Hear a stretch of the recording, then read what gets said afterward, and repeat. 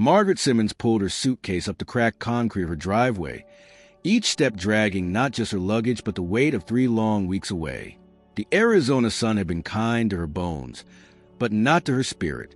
She had missed her garden, her porch swing, and even the creaky hallway floorboards of the house she had called home for over 3 decades. It wasn't just a house. It was the last piece of her late husband, the place where she had raised her only child, Daniel, and where she thought she would live out her days in peace. But as she neared the front steps, the sight before her stopped her in her tracks.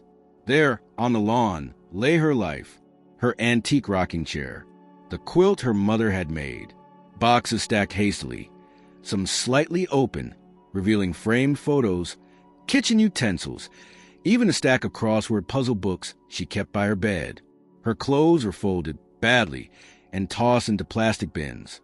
A few pieces of furniture were covered in sheets, others simply left bare under the late afternoon sun, and taped to the top box, fluttering slightly in the breeze, was a bright yellow sticky note with a message written in Daniel's unmistakable handwriting.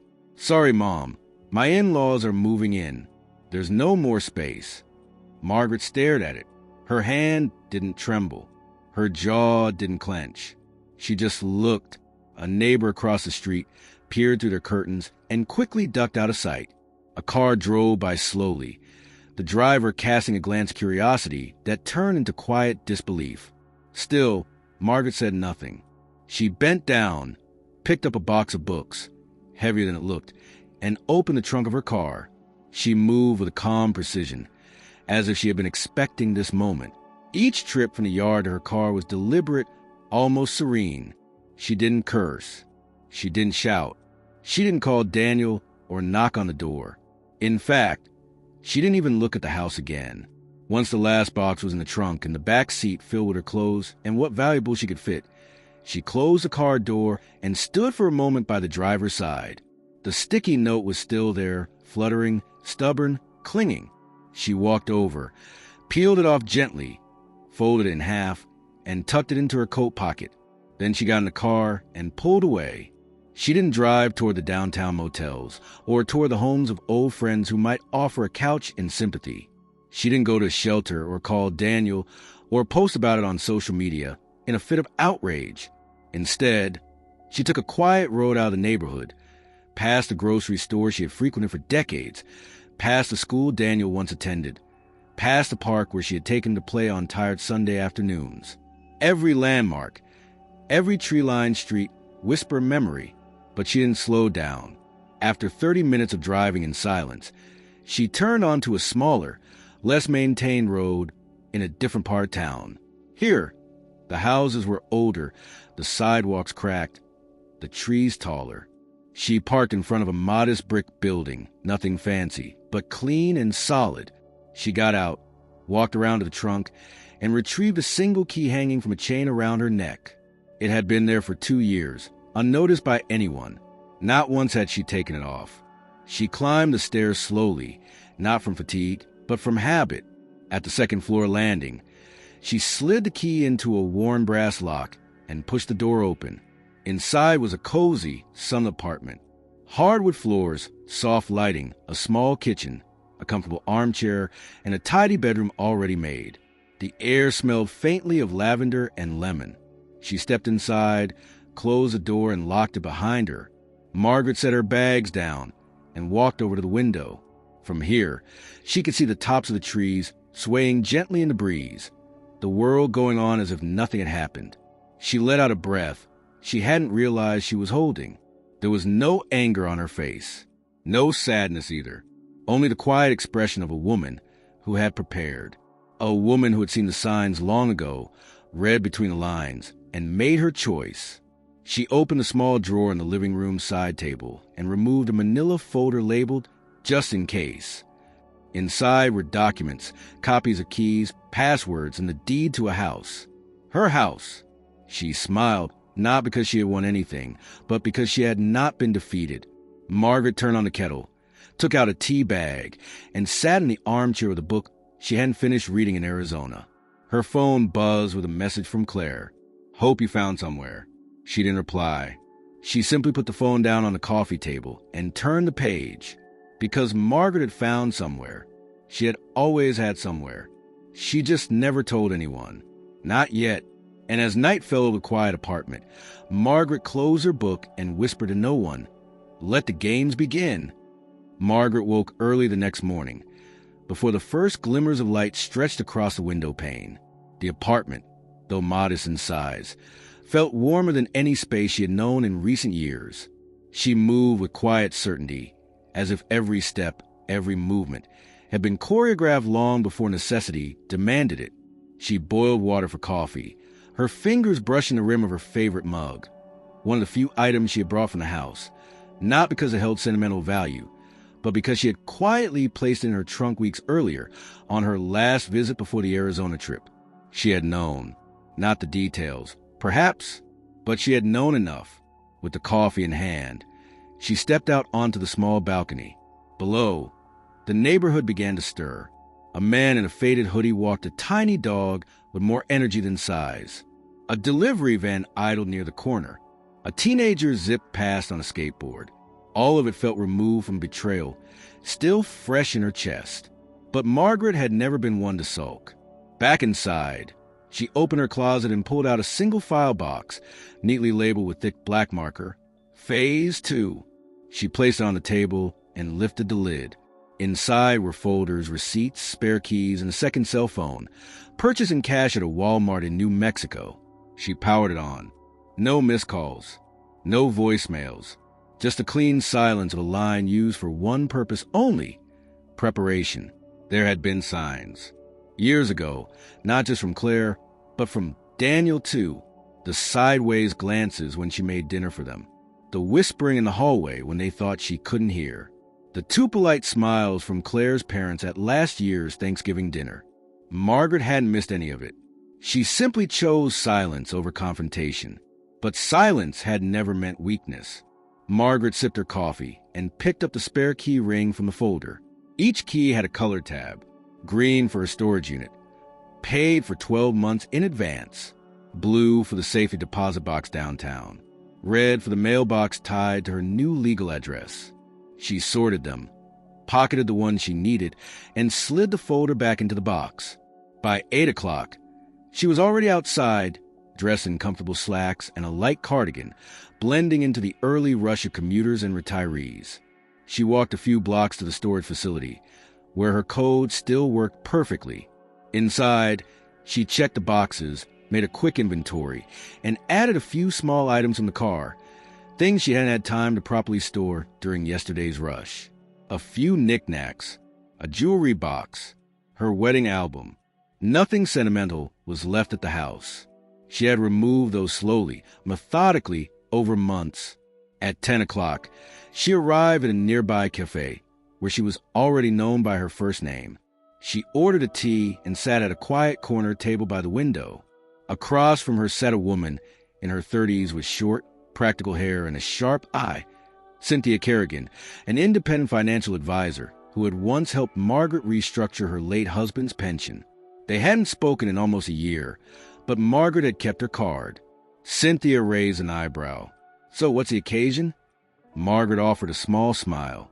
"Let's just say I'm activating a contingency." Cynthia leaned in. "The apartment?" Margaret nodded. Cynthia chuckled softly. "I had a feeling. You asked too many questions to just be curious." "Are you all right?" "I'm more than all right," Margaret replied. "But I'll need your help with a couple of things." Quietly, Cynthia took out a notebook. "Tell me what you need." They spoke for 40 minutes. Margaret outlined the accounts, the necessary transfers, and confirmed that everything was still listed in her name, including the house. Cynthia confirmed it all. She even showed her a copy of the original deed, where Daniel's name appeared nowhere. Margaret had never felt so vindicated without saying a single word aloud. As they finished, Cynthia hesitated. "Do you want me to send any notices? Make it official?" Margaret shook her head. "Not yet. I just want things ready." With their business concluded, Margaret returned to her car, her movement slow but steady. She wasn't rushing. This wasn't revenge. This was alignment, balance, a quiet response to a loud insult. Later that afternoon, Margaret took a different route back to her apartment. She stopped at the community center, a place she had volunteered at occasionally in the past. Inside, she found Elena, a single mother of 2 boys, cleaning up after a children's reading session. They exchanged pleasantries, and Margaret asked about the boys. They were doing well. One just started 2nd grade. The other was obsessed with dinosaurs. Margaret didn't offer much about her own life. Just listened, just observed. Back at home, she opened a second phone again and dialed a number she hadn't used in almost 2 years. The woman who answered spoke quickly, formally. "Greystone Realty, this is Donna." Margaret smiled. "Donna, it's Margaret Simmons. I believe we spoke once about a quiet listing." There was a pause, then a warm laugh. "I remember. You said, if I ever call, it means it's time." "It's time," Margaret replied. Donna didn't ask why. "Would you like to come into the office, or should I meet you somewhere?" "Somewhere quiet. I don't want this tied to my old address yet." They made arrangements to meet the next morning. Margaret hung up and turned the second phone off again. That evening, she made herself a simple dinner: roast chicken, green beans, a glass of white wine. She lit a single candle, not for ceremony, but for calm. Her phone buzzed once. A message from Daniel. "Hey, everything okay?" No apology, no explanation, just a vague attempt at contact, likely prompted by Claire. She placed the phone face down on the counter and went back to her meal. Margaret didn't need to ask herself whether she was doing the right thing. There was no debate. Her decision wasn't reaction. It was a culmination of quiet endurance. Years of watching her role in her own home diminish, of being treated like a guest where she was once the host. She had asked for little. She had given everything. Now, for the first time in a long time, Margaret was living not on anyone else's terms, but her own.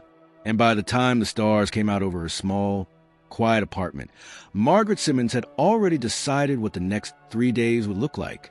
She would meet the realtor. She would start the process. And Daniel would never see it coming. The next morning, Margaret sat on the edge of her bed, the weak light of dawn spreading slowly across the room. She stared at the floor, lost in thought, her hands resting on her lap.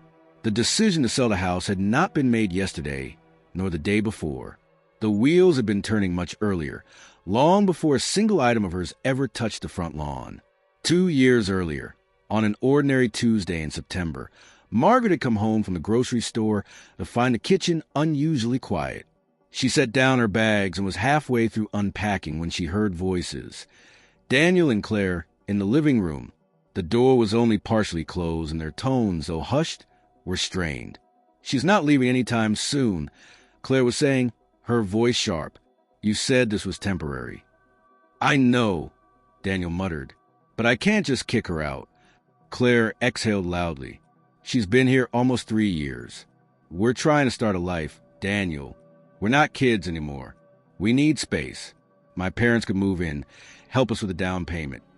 If we had more room." A pause followed. Then Daniel's voice quieter. "I'll talk to her." Margaret had stood frozen beside the pantry, one hand still gripping a bag of apples. She didn't move until the conversation ended and their footsteps faded down the hallway. That night, she didn't say a word. She made dinner, smiled politely, and excused herself early to bed. But something inside her had shifted. The next morning, she drove to a quiet diner on the edge of town. She brought a notepad, ordered a coffee, and began listing what she owned. Liquid assets, sentimental items, valuables. She called her insurance agent and inquired, with casual curiosity, about cashing in a life insurance policy she had nearly forgotten existed. She visited an antique dealer 2 days later, selling off a few rare collectibles from her husband's old coin set. She didn't tell Daniel. She didn't tell anyone. Every Sunday for the next 2 months, Margaret attended an afternoon church service in another part of town, far from her usual congregation. But instead of staying for the service, she wandered the nearby neighborhoods, observing apartments, buildings, rentals. She made notes. She spoke to no one. She just watched, learned, planned. By winter, she had found it. A 2-bedroom apartment above a quiet bakery. It was nothing grand, modest kitchen, old but functioning plumbing, hardwood floors with decades of scuff marks. But it was enough. The building manager, a kind man named Arthur, who had once been a school janitor, asked few questions. She signed the lease under her full legal name, paid 6 months in advance, and told him she was securing it just in case. He nodded and handed her the keys. Over the months that followed, she furnished it slowly. A couch from a thrift store, a second-hand dining table, fresh linens, curtains. She brought things in small boxes, mixing them with donations, as if they were bound for the shelter or Goodwill. She came only during hours when she knew Daniel and Claire would be at work. She made copies of important documents, store a backup laptop, and eventually place a small safe under bed containing her most important records, passports, bank information, and the house deed. She didn't know then that she would one day use the apartment for real.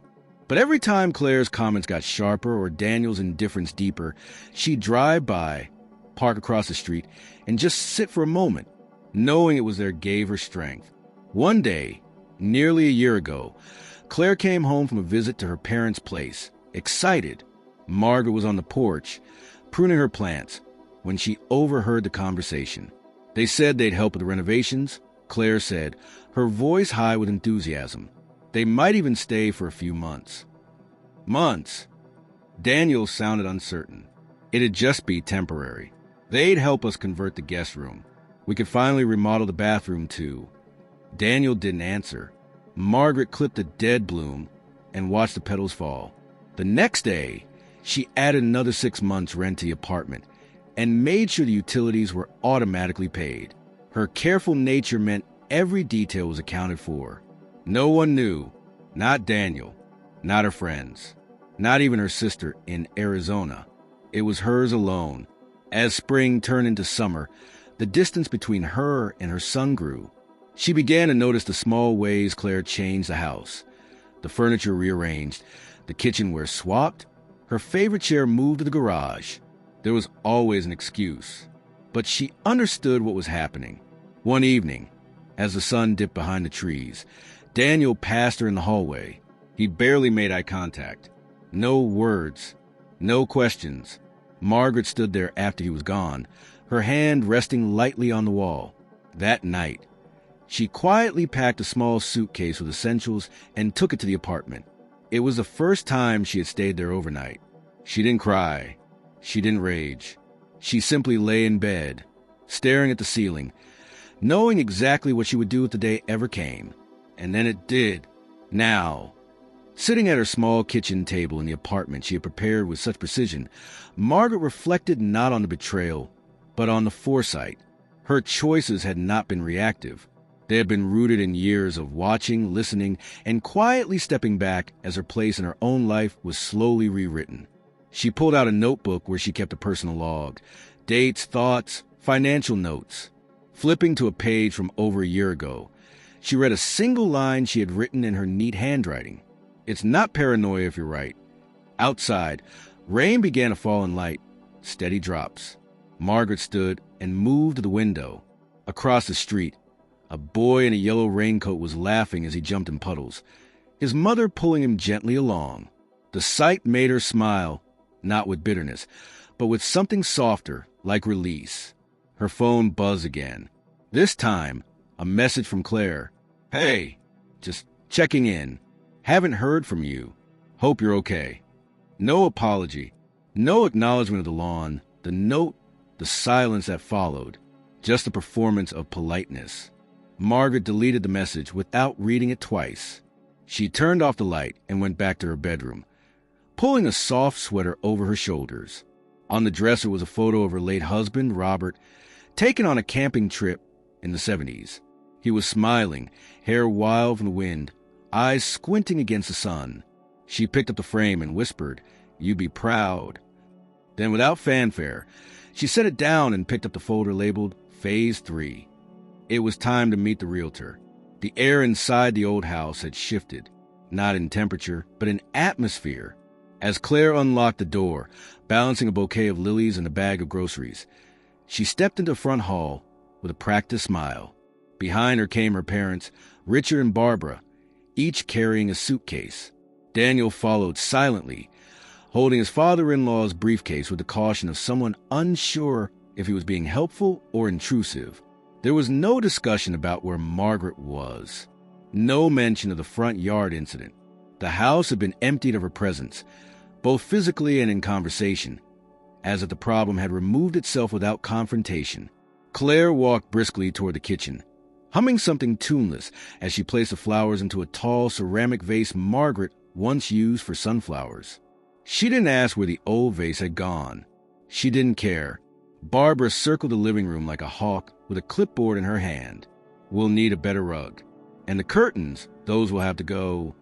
Richard nodded absently, already eyeing the spare bedroom. We can build shelving in there. I'll make a study. Daniel stood near the stairs, watching the scene unfold without fully engaging. He hadn't heard from his mother. No text, no call, no sign of where she'd gone. Not that he was surprised.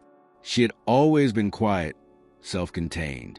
He told himself she had probably found a friend's place to stay. Maybe she was still traveling. He didn't want to think beyond that. It made things too complicated. At dinner, they opened a bottle of red wine Barbara brought from her cellar in Virginia. Claire made roasted chicken and a kale salad with toasted almonds. The food was good. The conversation was casual. They laughed about renovations, the new tile samples Claire had picked out for the bathroom, and the possibility of converting the garage into a home office for Barbara. No one asked why Margaret hadn't returned. The following morning, Claire tapped out a brief message while sipping her coffee. "Hope you found somewhere." She sent it and moved on with her day. Meanwhile, Daniel began shifting things in the master bedroom. He removed Margaret's old dresser and placed it in the garage. He found a box of her scarves and shawls in the back of the closet and set it beside the donation pile. Each small act was done quietly, almost subconsciously, not with cruelty, but with the dull practicality of someone executing an unspoken decision. That afternoon, Claire's parents sat in the sunroom with their laptops, reviewing spreadsheets and HOA guidelines. Barbara was already in touch with a contractor. "We should have the guest bathroom redone before winter," she said. "And those pipes, have them checked. We don't want surprises." Daniel, now fully aware of the shift in household power, said little. He found himself relegated to a role he didn't recognize. Decisions happened around him. His opinions were met with polite nods, not serious consideration. The house, once shaped by his mother's taste and quiet order, had become a staging ground for someone else's vision. Still, he told himself it was for the best. Stability, family, a future. Days passed without word from Margaret. Then a week. Claire commented once, while rearranging bookshelves. "She's probably embarrassed. She's always been proud. She'll reach out when she's ready." Daniel only nodded, not trusting his voice to say more. In the quiet hours of the evening, when the others were asleep, he would sometimes walk past the front lawn and glance at the patch of grass where her belongings had once stood. It had rained since then. The ground had absorbed everything, leaving no trace. But he remembered the moment he saw the note Claire had placed. He remembered not saying anything, not stopping her. He told himself he hadn't agreed, but he also hadn't objected. By the second week, the house looked different, brighter, rearranged. Margaret's presence, once felt in every quiet corner, had vanished. The humming of Claire's music filled the air. New throw pillows appeared. A different set of dishes was placed in the cabinets. Even the welcome mat had changed. But something else had shifted too, something less visible. The silence had begun to stretch. It wasn't just that Margaret hadn't reached out. It was that her absence had created a space no one could quite name. Daniel found himself staring longer at her favorite tea mug, which still sat high on a shelf, missed during the purge. He didn't move it. He didn't mention it to Claire. He just noticed it. At night, he would lie in bed beside Claire, eyes open, listening to the sound of wind in the trees. Occasionally, he would pick up his phone and scroll through his messages, staring at the thread with his mother. The last thing he had sent her was a birthday greeting months before the incident. Her reply had been warm, full of gratitude. Now, the thread was cold, lifeless, unanswered. One morning, Barbara stood by the window and said, "Are we sure she's not planning to come back? I mean, legally, was there a lease agreement?" Claire rolled her eyes. She lived here rent-free for years. There was never paperwork. But the house... Claire cut her off. "It's Daniel's, right?" She turned to him, expecting affirmation. Daniel hesitated. "It was refinanced years ago, after Dad passed. But I don't remember if we ever changed the deed." Barbara frowned. "You should check that." He nodded, uneasy.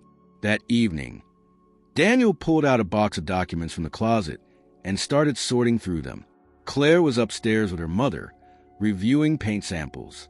He found the refinance papers, the mortgage details, the tax receipts, and then, tucked in the sleeve of an old manila envelope, the property deed. His name wasn't on it. His hand froze. The paper felt heavier than it should. He read the details again, then again, his mother's name. Only hers. Clear as day. He sat back, the air knocked out his lungs by a truth he should have known. Claire came downstairs a few minutes later. "Everything okay?" He folded the document and slipped it back into the envelope. "Yeah, just old paperwork." She didn't press. But that night, Daniel didn't sleep. His mind raced with questions, fears, implications. If the house was still in Margaret's name, what did that mean? Could she come back? Could she take it? Would she? He wanted to ask her, to call, to send a message. But something held him back. Guilt, maybe. Shame, certainly. And pride, always pride. The following morning, a letter arrived in the mailbox, plain and unassuming. Claire brought it in, thinking it was junk mail, until she noticed the sender, the county records office. She opened it with casual indifference. Her eyes scanned the page, then scanned again. Her expression changed. She called for Daniel. He read the letter, then read it again. The house had been sold. The silence in the room became oppressive. Claire's voice trembled. "What do you mean, sold?" Daniel didn't answer, because he didn't know. And now, silence was no longer passive. It was the sound of something approaching, something irreversible. Daniel sat at the dining table long after the letter had been read. The paper, slightly crumpled from Claire's tight grip, lay between them like a live wire. Barbara stood in the kitchen, arms crossed, staring through the window without seeing anything. Richard had disappeared into the guest room under the pretense of making a call, though the silence behind the closed door betrayed him. Claire paced. Her hands moved restlessly, tugging at the hem of her cardigan, then pressing against her forehead. She couldn't have. She wouldn't. "Daniel, say something." He didn't answer. His eyes were fixed on the wording at the bottom of the notice, the part that stated in plain language the finality of the transaction. A property transfer had been processed, recorded, and finalized. The buyer was listed as an investment group, name unfamiliar, but the meaning unmistakable. The house was no longer theirs. Claire stopped pacing. "Is this legal?" Barbara turned, suddenly alert. "Do you think she forged something? Lied to the bank?" Daniel shook his head slowly. "No, it's legal."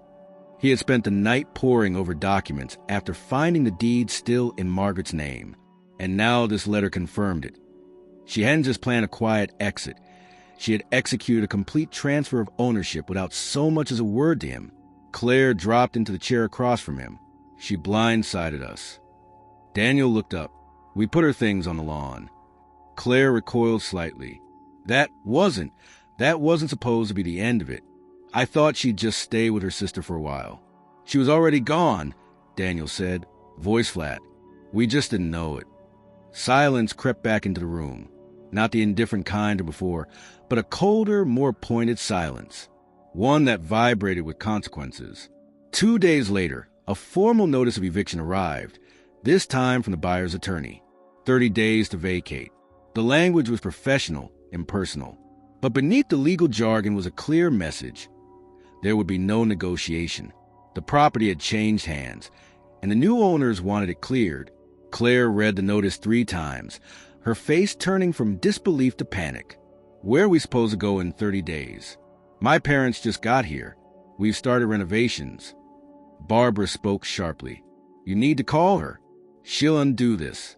She'll talk to you. Daniel didn't respond immediately. He sat down at the edge of the couch, staring at the floor. He had already tried calling Margaret twice, straight to voicemail. His text remained unread. He had left one message, a quiet, faltering, "Can we talk?" But he hadn't expected a reply. He wasn't sure he deserved one. Claire moved to the hallway, phone clutched in her hand. "I'm calling her. I don't care if she's ignoring us." Barbara crossed her arms. "She's playing games. This is punishment." But Claire didn't get the chance to call. Her phone buzzed with notification as she brought up the contact. A new email. Subject: Notice of sale, formal confirmation. Attached was a scanned PDF. The final deed transfer. Closing confirmation. Buyer's name, closing attorney, and a note stating that all tenants have been notified as of the legal closing date. Claire opened the document, hand shaking. She's not just serious. She's already done it. Daniel stood, walking slowly to the front door. He opened it and stepped outside into the fading light. The lawn looked the same. The porch swing creaked gently in the evening breeze. But everything felt foreign now, dispossessed. He sat on the top step and watched the couple walk their dog across the street, oblivious to the quiet storm unraveling inside his home. No, inside what used to be his home. Inside, voices rose again. Barbara insisting that legal action was possible. Richard finally emerging to suggest calling a lawyer. Claire demanding to know how someone could sell a house out from under the people living in it. But Daniel knew the truth. The house had never belonged to them. Not legally, not ethically, not in any way that mattered now. He remembered the day he moved back in, a year after college, when his father had passed and Margaret suggested he stay for a while. At the time, it had made sense, practical, economical. Claire moved in later, and somehow the arrangement stretched. First months, then years. And when they got married, Margaret never objected. She gave them space. She gave up the master bedroom. She adapted. Now he saw it all with painful clarity. She had been giving things up long before she gave up the house. Daniel stood and walked back inside, past the frantic voices, and into the kitchen. He opened the drawer where his mother used to keep her address book. It was still there, now filled with post-it notes, coupons, and faded receipts. He searched through it until he found a business card tucked between the pages. Donna Whitley, Realtor. He picked up his phone and called the number. Greystone Realty, this is Donna. He paused. Hi, my name is Daniel Simmons. I think you represented property on Rosewood Avenue recently. A pause on the other end. That's correct. Was it? Was the seller named Margaret Simmons? Yes. He hesitated. That's my mother. Her voice remained professional. I see. Is there something I can help you with? Daniel swallowed. Did she say why she was selling? Another pause. She said she was ready, that she wanted a clean transfer, quiet sale, and a quick close. Did she seem upset? Donna's voice softened, only slightly. She seemed certain. Daniel closed his eyes. Thank you. He hung up and sat again at the kitchen table, ignoring the noise in the other room. For the first time, the weight of it landed fully. His mother had always been the one person he could count on, but he had taken that certainty for granted, mistook her silence for passivity, her presence for permanence. And now, in the echo of that loss, he finally understood what he had done. She hadn't kicked him out. She had simply reclaimed what was hers. The house had always belonged to her. She just stopped pretending it belonged to anyone else. The bell above the office door gave a soft chime as Margaret stepped inside. Greystone Realty was tucked between a quiet tailor shop and an old bookstore, its presence modest and deliberate, just like the woman walking through its entrance. The receptionist looked up, greeted her with a nod, and motioned toward the back office. No one there needed an introduction. Donna Whitley stood when Margaret entered, offering a handshake and a calm smile. Her office was lined with photos of happy clients and sold properties, but no awards on the walls. Margaret liked that about her. Quiet competence without the need for noise. Margaret. Donna said, gesturing to a chair. Everything's moving right on schedule. The final review came through yesterday. The investor is solid. Cash buyer as promised. Margaret sat and crossed one leg over the other. She wore a simple navy blouse, her silver hair pulled back neatly. Good. I want it clean. No delays. No loopholes. There won't be. Donna opened a folder and laid out the signed agreements, settlement statement, and projected timeline for transfer of possession. The closing date is set for the 12th. Once finalized, funds will be transferred within 72 hours. I'll handle the formal delivery of notices. Margaret scanned the documents with a practiced eye. Her late husband had taught her how to read between the lines, how to check the small print. He used to joke that banks and children were alike. They both required constant attention. Her hand hovered briefly over the signature line before she picked up the pen. I'd like the notices delivered directly to the property on Rosewood. No emails. No phone calls. Donna nodded. Understood. The buyer's team will handle that discreetly. They're used to off-market transactions. Margaret signed, the pen gliding smoothly across the paper. No hesitation. No second thoughts. As Donna began organizing the forms, she paused. You know, I've done this for over 15 years, and I've never had a client prepare a sale this thoroughly. You had every document ready, the inspection done without a word to the occupants. Most people don't think that far ahead. Margaret gave a small, dry smile. Most people don't get put on their own lawn like unwanted furniture. Donna didn't press. She simply slid the folder back into her desk. Well, it's done now. If you want, I can recommend someone to help find your next property. The market's competitive, but I already have a place, Margaret said. Donna looked mildly surprised but said nothing. After a pause, Margaret continued. I'm not looking to buy again. Not for me. Anyway, just tell the buyer I want no signs posted, no open house, no traffic to the neighborhood. Let the transition be quiet. They'll honor that. They're redevelopers. They don't like messes. Margaret stood. Neither do I. They shook hands again, and as Margaret turned to leave, Donna said, You're a hard woman to catch off guard. That's rare. I don't get caught, Margaret replied without turning back. I watch. I wait. And when the time comes, I move. Outside, the morning air was brisk. The town was waking up. People going about their routines with coffees in hand, briefcases swinging. No one knew what had just occurred inside that small office, how a house that had belonged to a quiet widow was now in the hands of a development firm, sold not in a rush of emotion, but with the precision of someone who had calculated every possible outcome. Margaret walked 2 blocks to a cafe she frequented, one that served herbal tea in real ceramic mugs, and didn't ask too many questions. She took a seat by the window and pulled a notebook from her bag. Inside were clipped newspaper articles, handwritten notes, and a folded pamphlet from a women's support group at the local community center. She turned to a clean page and began making a list. Legal finalization, storage transfer, remaining banking adjustments. But below the logistics, she wrote a single name, Elena Morris.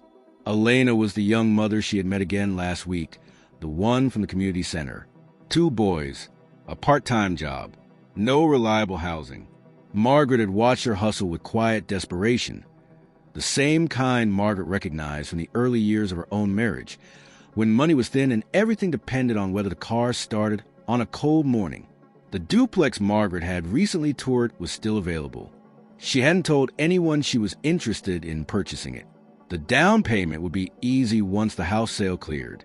One side for herself, the other for someone who needed a door that wouldn't be slammed in her face. As she sipped her tea, her phone buzzed again. Another message from Daniel. Can we please talk? She stared at the screen for a long moment before turning it face down on the table. She wasn't ready. Not yet. Back at the Rosewood house, the atmosphere was thick with quiet desperation. Claire was on her laptop, searching for temporary rentals, but everything within budget was either too far from work or not available within the month. Barbara called in favors from her social circle, but each option seemed to fall short. Too small, too expensive, not furnished. Daniel paced the hallway. His mind trapped in a loop of regret. He had tried calling Donna Whitley himself, asking if the transaction could be paused. She had been polite, but firm. The sale was final. The buyer had paid in full, with no contingency clauses. The property was now in escrow, and the clock was ticking. That evening, they gathered in the living room. No one ate. No one turned on the television. The room, freshly redecorated by Claire, now felt cold, impersonal, as if it no longer belonged to any of them. She did this on purpose, Claire said finally, her voice bitter. She did what we didn't believe she could, Daniel replied. Barbara scoffed. Are we really going to let her get away with this? She didn't break the law, he said. She owned it. She sold it. That's the end of it. Claire looked at him. So what? We just pack up and leave. I don't know, he said quietly, but I know we don't have a choice. In her apartment, Margaret pulled a folder from her cabinet labeled Post Sale. Inside were letters she had written weeks earlier, one addressed to Daniel. She didn't intend to send them. Not now, maybe not ever. They weren't for him. They were for her. Evidence that she had thought through every angle, every feeling, every possible guilt that might try to cling to her. She folded the letter back into the folder and locked it away. The phone buzzed again. I'm sorry, Mom. Please, just tell me where you are. This time, she turned off the phone completely and watched the city fade into dusk through her window. In another week, the transaction would be complete. The eviction notice would take effect. And Margaret, for the first time in decades, would be free. Not just from a house, but from a role she had been expected to play long past its expiration. She had not abandoned her family. She had simply stopped allowing them to abandon her. The sun had barely crested the horizon when Margaret arrived at the title office. The building was nondescript, nestled between a law firm and a dentist's office, the kind of place most people pass without ever looking twice. She sat in her car for a moment before going in, her fingers resting on the steering wheel, her mind clear. Today was the day. Inside, the closing agent greeted her with professional warmth and a stack of documents that had already been pre-reviewed and prepared. The process was efficient, almost sterile. A signature here. Initials there. Verification of identity. Transfer of funds authorization. It was not ceremonial. It was procedural. And Margaret preferred it that way. The agent, a woman in her early 40s named Janice, handed over the final settlement statement. Funds will be transferred by close of business tomorrow. The buyer's attorney will issue formal possession letters today. Margaret signed, then slid the pen back across the table. Do they know about the current occupants? They've been notified. The 30-day notice has been processed and documented. The buyer is aware of the circumstances. They requested discretion. Margaret gave a small nod. Then we're finished. Janice offered a courteous smile. You were remarkably prepared. It's rare to see this level of organization. No delays, no hitches. Very clean transaction. I don't like messes, Margaret replied evenly. With the signing complete, she stood, shook Janice's hand, and left the building. Outside, the day was fully awake now. Early commuters filled the sidewalks. Birds chattered from the utility lines, and a delivery truck rumbled into the alley behind a bakery. It was, in every way, an ordinary Thursday. But Margaret had just sold the house her son believed still belonged to him. She had not raised her voice, sought revenge, or made a scene. She had simply signed a set of papers and altered the trajectory of several lives. Across town, Daniel was in the garage, sorting through a stack of old boxes when Claire burst through the door, phone in hand. They filed the deed, she said, breathless. It's official. Everything's recorded with the county now. He froze, the box in his hand slipping slightly. Claire tossed the phone on the workbench. There's no undoing this. Daniel didn't respond immediately. He opened the box and stared inside. Old holiday decorations, photo albums, a faded soccer trophy from middle school. Artifacts from a life that was no longer theirs. Claire crossed her arms. We need to talk to her. She's not answering. Then we go to her apartment. Daniel looked up sharply. You know where she is? No, but maybe your sister does. Or one of her friends. Someone must know. She didn't just vanish. He shook his head. She left because she knew we wouldn't come looking. Claire's voice sharpened. So what? We just pack up and leave. Daniel's silence said everything. Inside the house, Barbara was on a call with a lawyer she had known from her days in real estate. She paced the living room, gesturing as she spoke. She owned it outright, she said. Yes. Her name was the only one on the title. No, there was never a lease. They were family, for God's sake. Claire returned inside just in time to hear the lawyer's response on speakerphone. Then I'm afraid there's nothing you can contest. The property was hers to sell. Occupancy without a legal agreement doesn't confer rights beyond the notice period. Barbara ended the call with a tight-lipped expression and dropped the phone on the armrest. We have 4 weeks. Daniel sat down slowly. 3.5 now. Claire collapsed beside him. What do we do? Barbara glanced toward the kitchen, as if expecting answers to emerge from its silence. We start packing. That evening, the house felt different. Even the air seemed to press inward. No one touched the television remote. No music played. The wine bottle on the counter remained unopened. Daniel stepped outside and stood in the driveway. The porch light flickered once before steadying. He could see the faint shadow of for sale paperwork taped to the window from inside. Official now. Untouchable. Final. His phone buzzed in his pocket. He pulled it out, half hoping it would be her, but it was a message from an old friend asking if he was still hosting the barbecue next weekend. He didn't answer. Back in her apartment, Margaret sat at her small dining table, her hands wrapped around a warm mug of tea. She had received confirmation of the deposit timeline and had already scheduled a meeting with the owner of the duplex she planned to purchase. The funds would clear by the following evening, and she had wired the down payment in advance to hold the listing. The agent had called her earlier to say, "You beat 3 other offers. Cash moves fast." Margaret smiled softly. It should.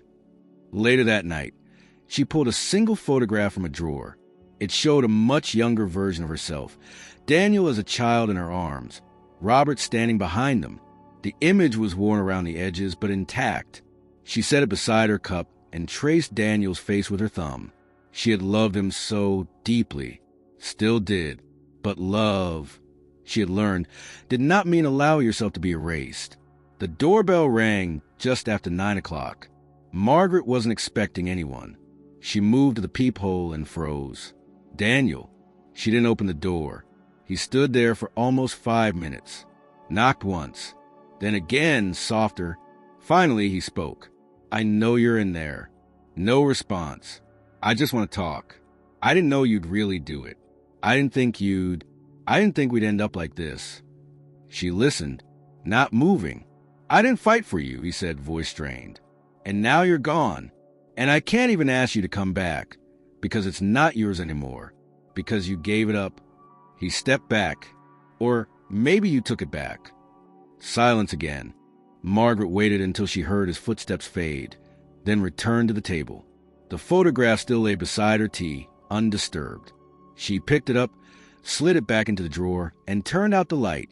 She didn't need to answer the door to say what needed to be said. She had already said it with a pen. It was a Monday morning when the envelope arrived. Claire found it in the mailbox, wedged between a promotional flyer and a water bill. Unlike the others, it bore no return address. The envelope was stark white, heavier than standard paper, and sealed with a flat, embossed emblem from a local law office, one Claire didn't recognize. She opened it at the kitchen counter, without calling for Daniel. Her fingers trembled slightly as she pulled out the thick set of documents. The top sheet, printed in clean serif font on crisp paper, was titled, "Notice of Termination of Tenancy. Immediate enforcement pending." She read it once, then again, unable to blink. Daniel found her still standing there, unmoving, when he came in with his coffee. "What is it?" Claire didn't speak right away. She handed him the envelope without looking at him. "Read it." He scanned the first page, the words slicing through any remaining illusions he might have harbored. It was a formal notification signed by the property management firm representing the new buyer. It referenced a completed transfer of ownership and informed all current occupants that the premises must be vacated within 21 days from the receipt of the notice. The tone was firm, legal, final. At the bottom, a direct contact line to the legal representative was listed, along with a reminder that failure to comply could result in formal eviction proceedings. Daniel set the letter down. "It's real." Claire turned to face him, her voice brittle. "We already knew that." He leaned against the counter. "We had 30 days. "That was 2 weeks ago," she snapped. "We didn't do anything because we were hoping it wouldn't go this far. Well, here it is." The next hour unfolded in fragmented conversations. Barbara insisted on calling the attorney. Again, Richard retreated to the sunroom, muttering about needing to look into storage units. Claire called 2 real estate agents and received only grim responses. Short-term rentals were scarce, especially for 4 adults with no lease history in recent years. Prices were high, options limited. Daniel sat in the living room, the envelope on the coffee table like a sealed verdict. He stared at it for a long time, barely registering the background noise of panic logistics. He had run out of ideas, out of justifications. That evening, he tried calling Margaret again, straight to voicemail. He left a message. "We got the letter. I don't know if this is what you wanted, but it's what you did. I'm sorry for how things turned out. I don't know if sorry means anything anymore." No response came. Claire spent the next day packing. Not methodically, not with the rhythm of someone preparing for a move, but with the frustrated, jagged movements of a person betrayed. She threw items into boxes without sorting, muttering under her breath, at times stopping to glare at the walls as if they were complicit. Barbara cornered Daniel that afternoon. "You need to fix this." "How?" he asked, his voice low. "Find her. Apologize. Make her reverse it. She's your mother, Daniel. Surely she doesn't want to see her son and daughter-in-law on the street." Daniel looked away. "I think she wants to be done. She's being vindictive." "No," he said quietly. "She's being deliberate." Barbara scoffed. "She's cutting off her own family. She's reclaiming her boundaries. We crossed them a long time ago." That night, Daniel left the house without telling anyone. He drove to a part of town he hadn't visited in years. He passed familiar places, his old high school, the pizza shop where he and Margaret used to go on Friday nights, the bookstore she loved. He ended up at the library, sat in the parking lot, stared at the lights through the windshield for nearly 20 minutes. He remembered her walking him here when he was 7, helping him find books about trains and planets. He remembered how she sat on the bench outside, waiting for him to finish browsing, always with a thermos of coffee and a patient smile. She never rushed him, never made him feel like he was in the way. That memory struck harder than expected. He left without getting out of the car. Back at Margaret's apartment, the mood was entirely different. Peaceful. Her new place was smaller than the house, but better lit. She had rearranged her few belongings with care, creating corners of comfort. An armchair near the window, a stack of books beside a reading lamp, soft linens folded perfectly in the linen closet. That morning, she had met with the seller of the duplex. The deal was progressing smoothly. She had already wired the down payment, and the closing date was set for the following week. Half of the building would become her new home. The other half, she had decided, would be offered to Elena. She had called her earlier that day, invited her for tea. Elena arrived wearing a borrowed jacket and holding her youngest son's hand. Her eyes held skepticism, but her voice was grateful. They sat in the kitchen, mugs steaming between them. "I don't know why you're doing this," Elena said. "People don't just offer things like this. Not to people like me." Margaret smiled. "You need stability, and I have more space than I need." Elena shook her head, blinking rapidly. "But free rent for a year? That's insane." "It's not charity," Margaret said. "It's a reset. We all need one at some point." Elena didn't know how to respond, so she just nodded. Her son pulled on her sleeve, asking for a cookie. Margaret passed him one from the tin on the counter. The laughter of a child filled the small kitchen, and for the first time in years, Margaret felt something shift deep inside her. Not revenge, not satisfaction. Relief. Later that night, She sat by the window again, sipping tea as the city lights flickered on one by one. Her phone remained off. She didn't need the noise. She didn't need to explain herself. The envelope had said everything. And now, the countdown was almost over. The knock came at 7:15 in the evening. Margaret had just placed a book face down on her lap when the sound echoed through her apartment. It wasn't tentative or uncertain. It was firm, direct, a pattern she recognized. She stood slowly, her mind already knowing who it was before she reached the door. The last time Daniel had come, he hadn't spoken much. This time, she could feel the words waiting on the other side. She didn't hesitate. She opened the door. He stood there in a wrinkled shirt, shadows under his eyes, his hands clenched in the pockets of his jacket. Behind him, the hallway was silent, empty, no dramatic entrance, no audience. "Can I come in?" he asked. Margaret stepped aside. Daniel entered, his gaze scanning the space. He had never been inside this apartment. There was a kind of intimacy to the discovery, a hidden part of her life now revealed. His eyes rested on the framed photograph on the shelf, the one of her and his father, the only one she kept out. She motioned toward the small dining table. "Sit if you like." He did, slowly, as if unsure whether he deserved the chair. Margaret remained standing. He looked at her directly. "You sold the house?" "Yes." "You didn't tell me." "No." There was a long pause between them, the kind that stretches not just across minutes, but across years. He rubbed his hands together once, a gesture of nervous energy. "You didn't even let me say anything." Margaret's voice was calm. "I let you say everything that mattered when you didn't stop them from putting my life on the front lawn."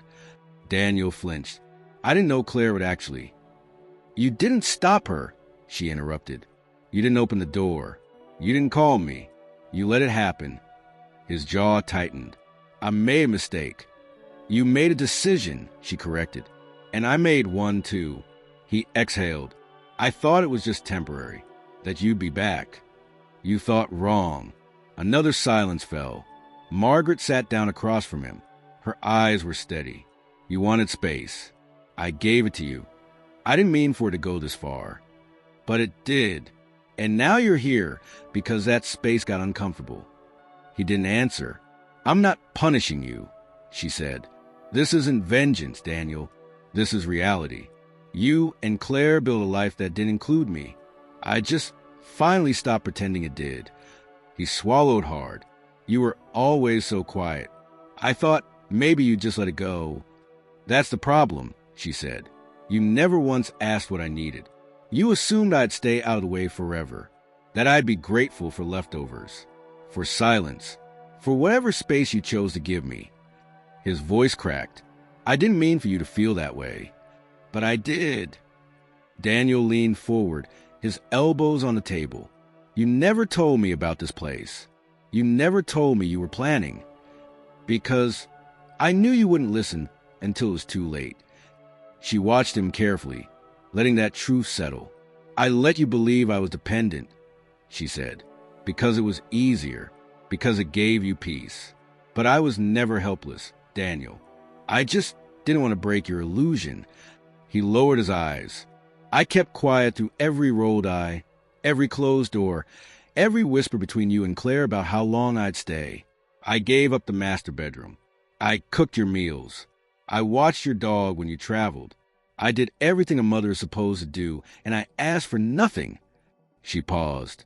"And when I finally did, when I asked for dignity, you gave me a yellow sticky note." Daniel's voice came out in a whisper. "I didn't write the note, but you stood behind it." He nodded slowly, shame creeping into his posture.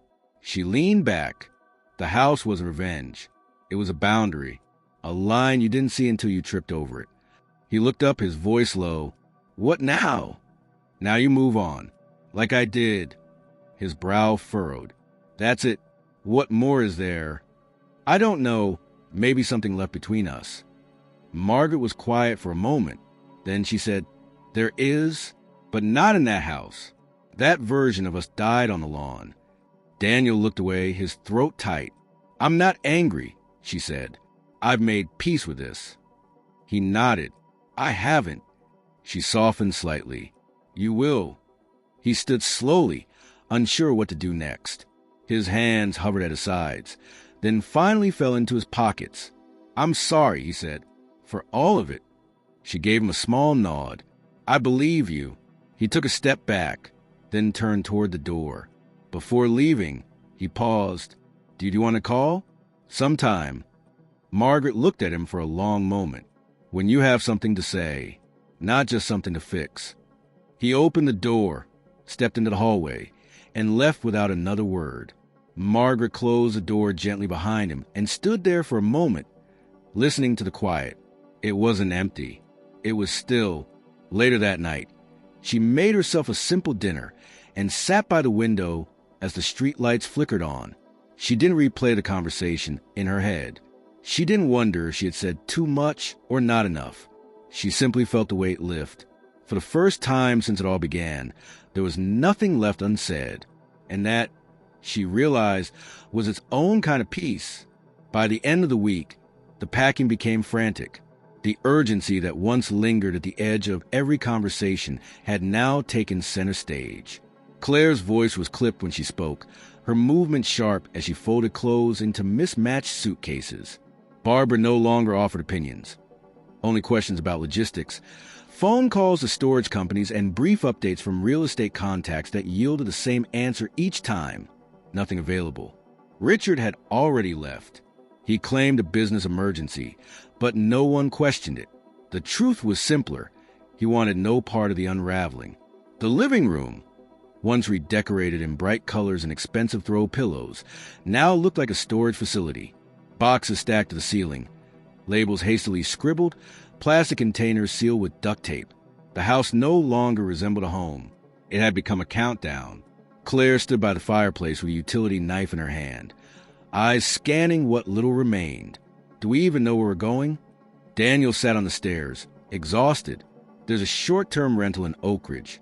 It's small, 2 bedrooms, furnished. She turned toward him. That's 40 minutes from my office. I know. And what about the furniture? We can store most of it. Claire's laugh was bitter. Right. Because nothing says stability like moving into a stranger's rental with our lives in a locker somewhere. Barbara walked in from the kitchen. You could have stopped her. Months ago. Daniel didn't respond. Claire threw her arms up. We just let her walk away with everything. No, Daniel said, finally looking at her. We pushed her out, and she walked away with what was hers. His words landed heavily. Claire turned away, Barbara across her arms. What kind of mother does that? Daniel stood, the kind who was done being erased. For a brief moment, the room fell into silence. Not the tense silence of accusation, but something more fragile. The kind of stillness that follows the collapse of a belief long held. Daniel left them there and stepped outside, the evening air cool against his skin. He walked to the edge of the lawn, the same lawn where Margaret's belongings had once sat, exposed to the world. He tried to picture her standing there, suitcase in hand, reading the note. He tried to imagine how it must have felt, but he couldn't.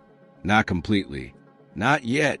Inside, Claire moved through the house, gathering final items, her face unreadable. She stopped at the hallway where a series of old family photographs had once hung. Margaret had taken them down years ago, carefully storing them away, but Claire remembered each frame, the smiling faces, the illusion of permanence.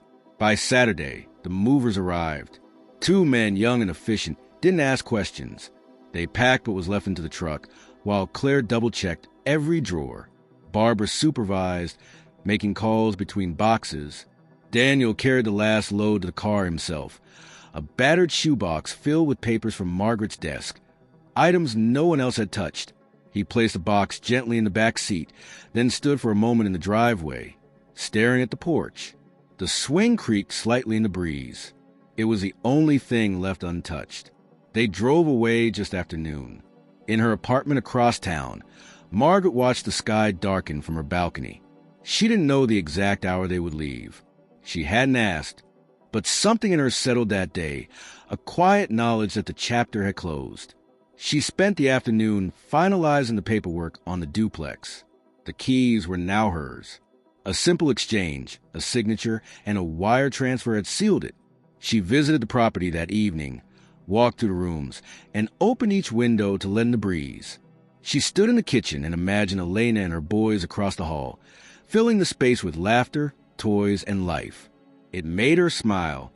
The next morning, she left a message with the contractor about minor updates, a fresh coat of paint, a new lock, a repaired faucet. Nothing extravagant, just care, attention. She didn't tell anyone about Daniel's visit. Not Elena, not the agent, not even her sister in Arizona, who had called asking how the recovery was going. Margaret kept it private, not out of pride, but because some things were no longer meant to be shared. She was building a different kind of life now, one that didn't revolve around being useful to people who no longer saw her. That same night, Claire scrolled through apartment listings on her phone while lying on the borrowed mattress in their temporary rental. The place smelled faintly of bleach and old carpet. She hadn't unpacked. Daniel sat at the small kitchen table, the shoebox open beside him. Inside were receipts, handwritten grocery lists, a faded letter addressed to Robert Simmons, dated nearly 20 years ago. He read through each piece slowly, like decoding a language he'd forgotten. At the bottom of the box was a sealed envelope with his name on it. He stared at it for a long time. When he opened it, he found a single sheet of paper in Margaret's familiar handwriting. "You were always my world, but you stopped seeing me in yours. I didn't leave you. I remembered me." He folded it back carefully, placed it in his pocket, and closed the box. Claire didn't look up. "What was it?" "Nothing," he said. She didn't press. Later, as they lay in silence, Daniel whispered, "She's not coming back." Claire didn't answer, because she knew. And somewhere across the city, Margaret stood in the empty half of her new duplex, the walls echoing with possibility. She didn't need furniture yet, or pictures, or plans. She just needed space, the kind no one could take from her again. The papers were finalized on a rainy Thursday morning. Margaret arrived at the notary's office with an umbrella, dry shoes, and every document neatly arranged in a blue folder. The ownership transfer of the duplex was already registered, but this meeting wasn't about titles. It was about intentions. The notary, a woman named Rachel who barely looked older than 30, stamped the last page and handed Margaret her copies. "Everything's in order," she said. "You've granted full legal occupancy for 12 months, renewable upon review at zero rent, under the terms you outlined. Would you like me to deliver the tenant copy personally?" "No," Margaret replied. "I'll take care of that." Back outside, the rain had turned into a mist. Margaret drove through the older neighborhoods, taking a long way back, past streets she hadn't visited in years. She passed a church where Daniel was baptized, a park where she and Robert used to sit on Sundays, and the corner store where she once bought emergency birthday candles late at night. But none of those places held her anymore. When she reached the duplex, Elena was already outside, her youngest son playing with a stick near the curb while his brother practiced hopscotch on the cracked sidewalk. They both wore jackets too thin for the damp air. Margaret got out and waved. Elena looked surprised, then cautiously hopeful. "I thought we were meeting tomorrow," she said, wiping her hands on her jeans. "I couldn't wait," Margaret replied. They went inside together. The unit Margaret had prepared for them had fresh paint, new light fixtures, and a small sofa she had bought secondhand but cleaned and covered in a soft throw. A basket with basic groceries sat on the counter. The water heater was new. The stove was spotless. Elena turned slowly, taking it all in. "I don't understand." Margaret handed her the folder. Elena opened it, skimmed the pages. Her mouth moved soundlessly as she read the terms. "This is real?" she asked. "Yes. You're giving us this place for free?" "For 1 year," Margaret clarified. "That's long enough to breathe, to save, to rebuild." Elena sat down hard on the arm of the sofa.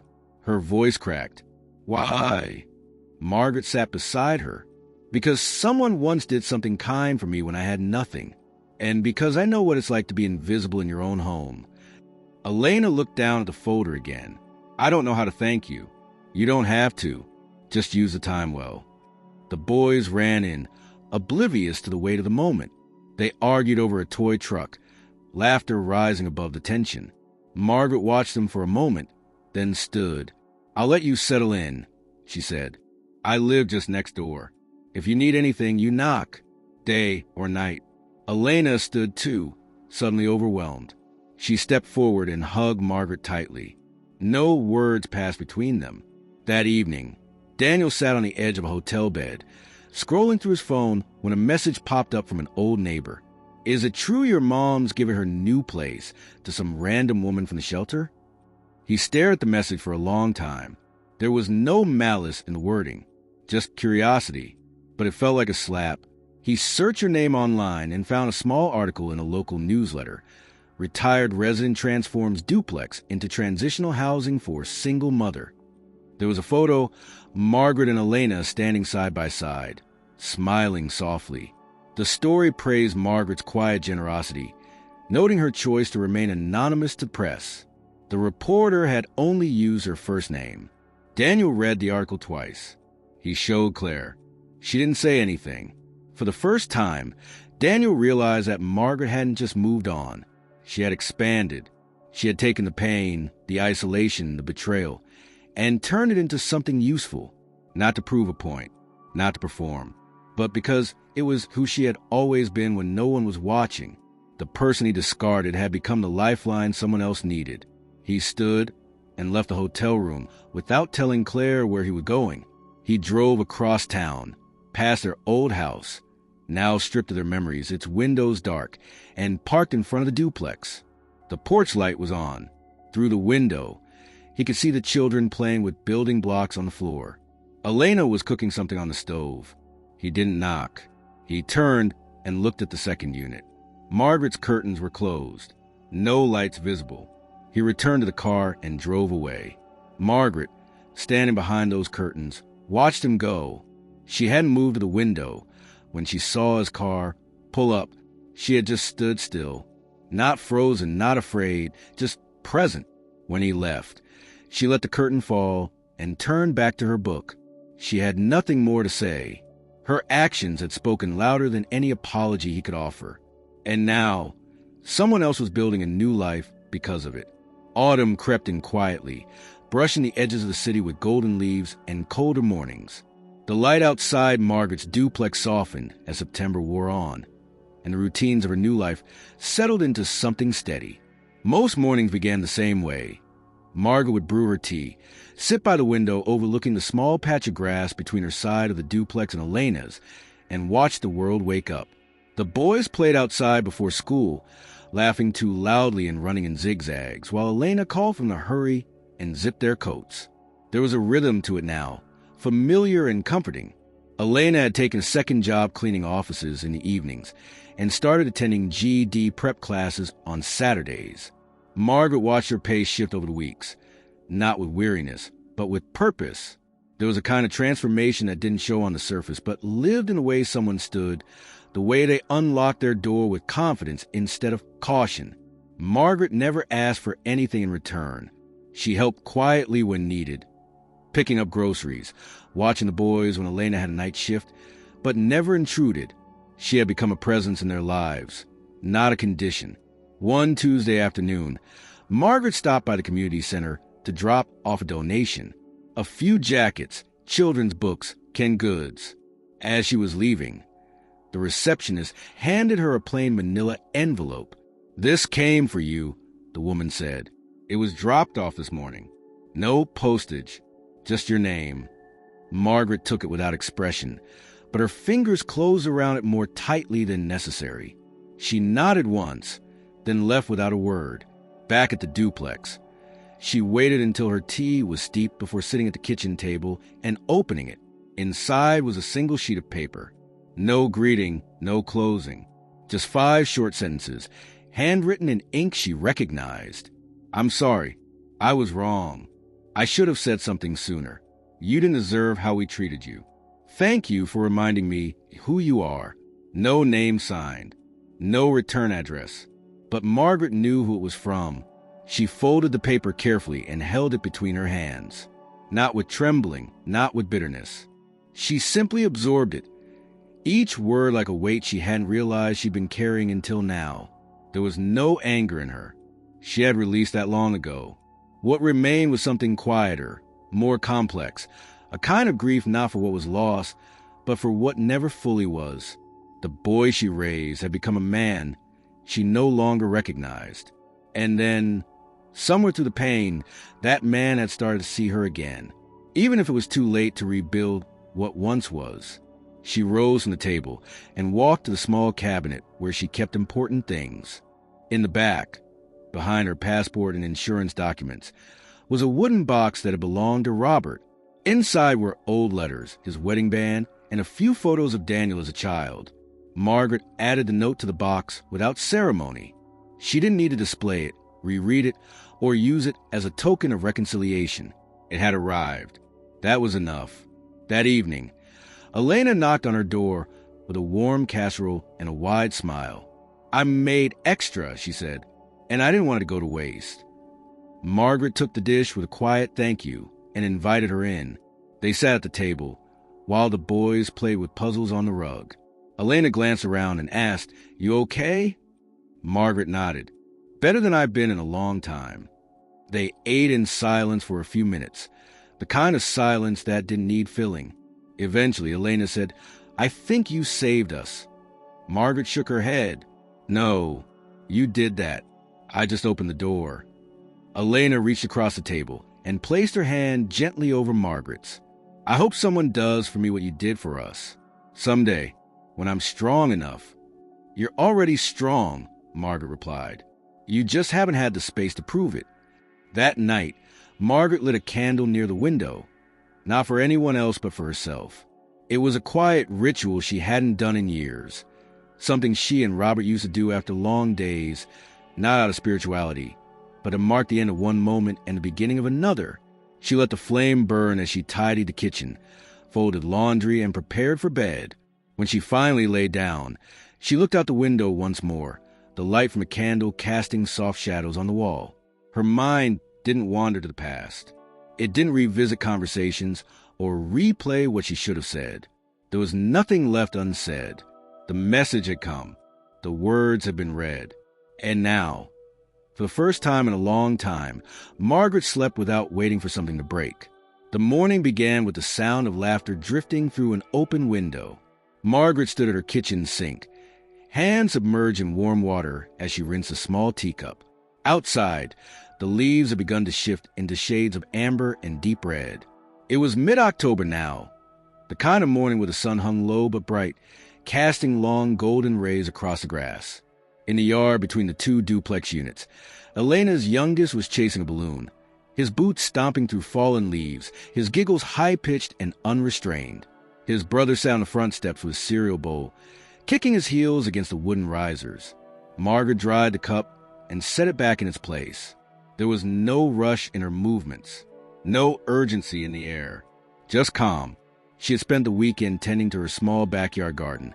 Her herbs had thrived in the early autumn chill.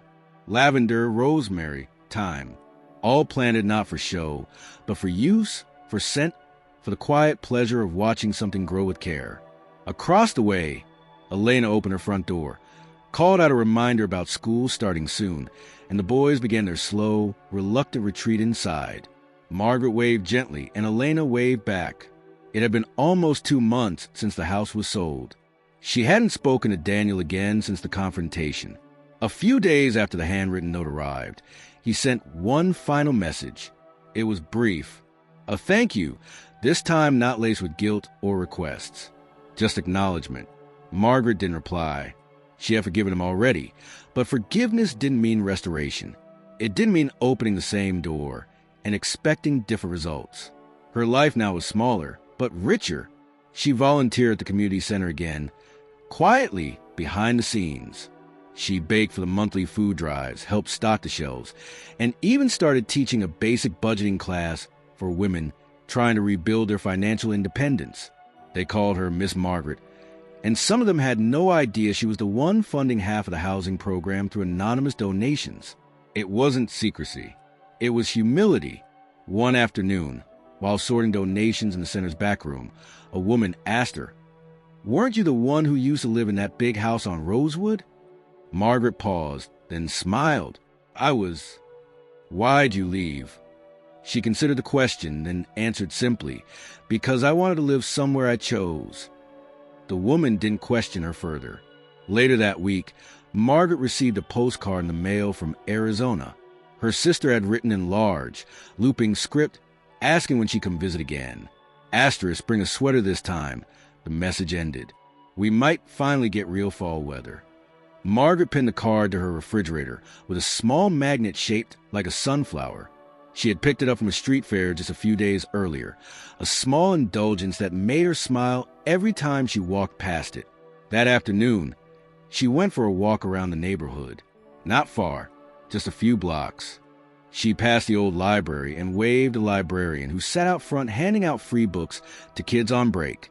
She passed a florist shop and paused to admire the chrysanthemums in the window. She stopped at the bakery and picked up 2 scones, one for herself, one for Elena, who had just gotten promotion at her cleaning company and now supervised a team of 4. Margaret returned home with the bag, still warm in her hand. Back in her kitchen, the kettle whistled softly as she poured water over her tea leaves. The scent of mint and lemon rose with the steam. She set everything on a tray and carried it outside, placing it gently on the table in her small side garden. She sat down, the sun resting gently on her face. This was her space now. It didn't echo with memories she hadn't chosen. It didn't hum with the tension of trying to stay out of the way. It didn't ask her to prove her worth by how much she gave up. It just existed, quiet, steady, and hers. A few minutes later, Elena stepped through the gate, her cheeks flushed from rushing. "Am I late?" "Right on time," Margaret said, sliding the second scone toward her.